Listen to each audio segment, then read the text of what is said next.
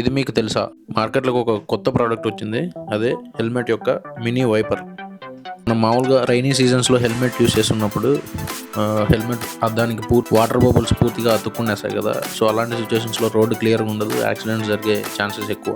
అలా అని మాటికి చేత్తో దాన్ని తుడుచుకుంటూ ఉన్న కొన్ని సిచ్యువేషన్స్లో అది స్క్రీన్ మొత్తం బ్లర్గా అయిపోద్ది.